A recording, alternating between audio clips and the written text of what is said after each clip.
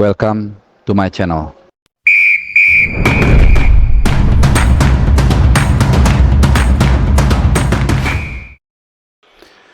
Halo, salam dari Doha, dari Qatar. Sampai juga kita akhirnya di ujung perjuangan tim nasional Indonesia. Setelah bertanding dalam babak grup 3 kali, kemudian lolos ke fase berikutnya, dan akhirnya takdir dan juga langkah kita harus terhenti di tangan Australia. Indonesia kalah 4-0 melalui on goal dari Elkan Bagot, kemudian gol dari Martin Boyle di akhir babak pertama, kemudian ada 2 gol lagi di babak kedua lewat Craig Goodwin. Ini pemain yang masuk dari bangku cadangan, dan juga dari tandukan di menit-menit terakhir dari Harry Souttar, pemain yang paling tinggi di pertandingan yang dilangsungkan di Jassim Bin Hamad. Ya, pertama ini udah sesuai target yang ditetapkan oleh PSSI, yaitu tim nasional berhasil melaju ke knockout stage atau babak 16 besar.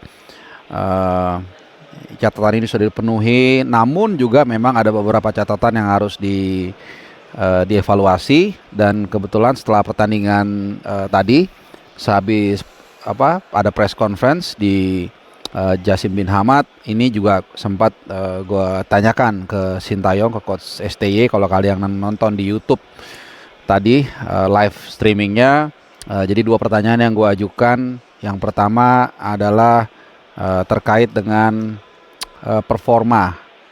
Apakah Anda puas dengan performa, atau seperti apa evaluasi di performa tim nasional Indonesia di Piala Asia kali ini?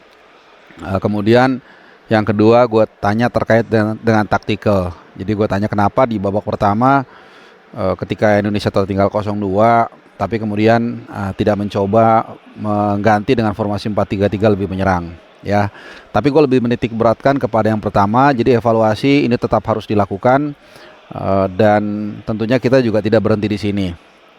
Jadi kita dalam posisi mengapresiasi improvement atau progres yang dilakukan, tapi tidak berhenti di situ. Dan itu pun dijanjikan oleh Sintayong. Dia langsung mengatakan dirinya siap menatap babak kualifikasi Piala Dunia, di mana dia akan berjanji untuk membawa tim ini lolos. Jadi kita tunggu aja, dan kita juga dukung di saat yang sama, karena nanti setelah ini Indonesia akan menghadapi Vietnam tanggal 21 Maret di Indonesia, ya, atau kita sebagai tuan rumah.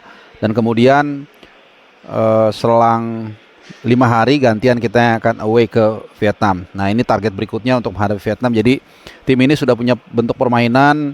Kita bisa lihat melawan Australia bagaimana babak yang pertama, 20 menit yang pertama orang begitu impress dengan permainan kita. Ini menunjukkan kalau kita punya niat, kalau kita punya mental dan bermain lepas, ya, kita bisa tampil jauh lebih baik. Nah, tapi memang ada satu catatan di momen tersebut. Disinilah kita ditunjukkan juga di saat yang sama harus fair juga menilai bahwa tim ini juga punya kekurangan. Pasti ya, tim yang juara sekalipun mereka akan selalu punya kekurangan untuk menghadapi masa yang akan datang. Nah, kekurangan itu apa? Yaitu penyerang yang tajam atau klinikal. Kita punya dominasi begitu bagus di 20 menit pertama, percaya diri, menguasai ball position juga lumayan tinggi, dan ball positionnya itu banyak dilakukan di area lawan. Tapi sekali lagi kita tidak punya striker yang tajam, dan ini adalah sebuah masalah laten. Jadi sering kita dalam diskusi ringan mengatakan, ya, kita udah lama nggak punya striker seperti dulu, eranya Boas, eranya Bambang Pamungkas, eranya mungkin kalau lebih lama lagi Rocky Putirai, Widodo Cahputro. Jadi ya, ini mungkin juga otokritik ya, karena di sisi lain dengan liga kita yang dibanjiri pemain asing, ini juga tentunya secara nggak langsung menyumbat kesempatan bagi para pemain lokal kita untuk berkembang. Walaupun ya hipotesa yang lain juga harus kita terima. Ya, dengan hadirnya pemain asing ini pun yang bagus, tentunya yang berkualitas, bukan tidak mungkin juga bisa meningkatkan daya saing. Jadi leave it alone. Yang penting kita sudah tahu, ibarat seorang pasien ya ketika ada sakit atau diagnosanya tepat, maka kita berharap obatnya pun juga atau resepnya juga tepat. Itu yang penting ya. Ya, jadi di pertandingan kemarin kita balik lagi ya ke pertandingan sedikit kita ulas. STY turun dengan formasi yang hampir sama ketika menghadapi lawan-lawan di fase grup, terutama ketika menghadapi tim-tim yang dianggap levelnya di atas kita, menghadapi Irak, Jepang, dan Australia itu sama, memakai formasi 5-3-2. Dan ini juga persis seperti yang ada di video gua preview. Formasi ini akan tetap menjadi andalan dari Indonesia ketika menghadapi Australia. Jadi apa ya gue bilang, kadang-kadang suka naif ya ketika ada yang mengatakan kita bermain nyerang jangan bertahan segala macam gitu. Tidak segampang yang kita pikirkan, karena lawan kita lihat tadi begitu luar biasa, begitu tenang bahkan, karena gue ada mungkin dari Geraha Marol jaraknya hanya mungkin 8-9 meter lah, nggak terlalu jauh, karena tribun media itu kita tuh di belakangnya benchnya Australia. Jadi ketika ditekan pun mereka tidak panik. Kita lihat mereka bisa perlahan-lahan keluar menyerang, keluar dari tekanan, kemudian menciptakan gol yang sebenarnya ini juga disayangkan ya. Artinya golnya kan gol deflected. Itu benar-benar di luar di luar kemampuan manusia lah untuk mengontrol itu. Jadi di luar kontrol manusia. Itu deflectednya sangat tipis. Tapi memang, nah ini dia bukan catatan minor tapi catatan detail terkait dengan gol kedua. Ini pure adalah kesalahan individu dari seorang Asnawi Mangko Alam. Jadi kita juga harus fair menilai ya, di mana ini adalah kesalahan yang sudah sering kita lihat selama persiapan Indonesia menuju Piala Asia, terutama di 2 laga melawan Libya. Lawan Iran kan nggak disiarin, jadi kita nggak tahu. Itu gue lupa ada 2 atau 3 kali mungkin gol karena pemain kita itu hanya terfokus ke bola, baik ketika open play maupun juga ketika bola mati. Dalam beberapa kesempatan, ya, gue tidak ingat secara detail ya lawan Libya itu, tapi pokoknya ada di mana kita sebenarnya pemainnya bahkan itu 2-1. Jadi pemain kita ada 5, misalnya mereka cuma ada 2 atau 3, tapi kemudian pemain mereka bisa lolos. Nah ini dia yang terjadi. Jadi satu catatan yang mungkin harus diperbaiki oleh Sintayong, pemain itu sering lupa untuk menjaga pergerakan orang. Dan menjaga pergerakan orang itu bukan saat itu saja, tapi dia harus bisa merekam, kemudian menganalisa tendensi dari para pemain yang ada, bahkan mungkin juga dengan masukan tim kepelatihan untuk mempelajari karakter tiap-tiap pemain yang akan menjadi area duel dari si pemain tersebut. Misalnya contoh Asnawi, Sain Patinama lah, Sain Patinama di kiri, dia akan sering banyak bertabrakan dengan Martin Boyle, sehingga dia harus dapat masukan juga ya.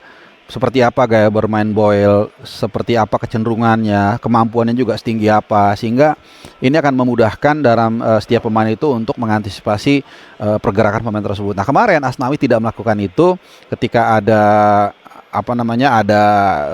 build up dari sisi kiri pertahanan Indonesia, kemudian Asnawi hanya melihat ke arah bola, ya, sehingga dia tidak melihat bahwa di situ ada pergerakan dari Jones. Ya, dan kemudian dia crossing slice, dan ada Martin Boyle yang ternyata dia changing side, karena biasanya Martin Boyle itu main di kanan, tapi dia berubah tadi di kiri. Nah hal-hal seperti ini yang mungkin akan menjadi catatan buat Sintayong ya. Walaupun secara individu juga Asnawi juga kurang reaktif tadi ketika ada momen transisi bertahan tersebut ya. Bahkan dia ada cenderung memperlambat larinya. Ini juga yang terjadi ketika kita kebobolan melawan Jepang. Rizky Ridho bukannya menutup, malah dia lambatin, ya akhirnya kebobolan. Jadi hal-hal detail seperti ini harus diperbaiki, karena dalam pertarungan yang levelnya tinggi, kadang-kadang menang atau kalah itu dibedakan dengan hal-hal kecil.